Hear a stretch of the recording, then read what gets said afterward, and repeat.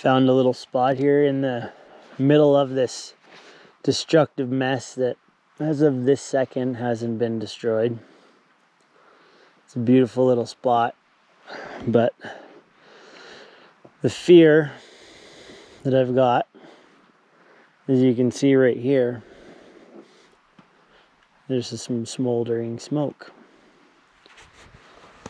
And this fire, this monster that's 65,000 hectares and still eating, is ready to take another beautiful place of British Columbia. And there's sweet fuck all we can do about it right now, because that's the supplies that we have. Not much firefighting gear with us today. No. We got a shovel. We got a shovel. I don't think we're gonna do much with the shovel.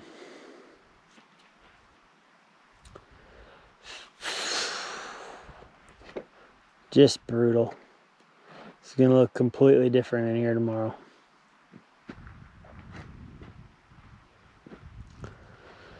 Soak it all in, because who knows, it'll never look like this again.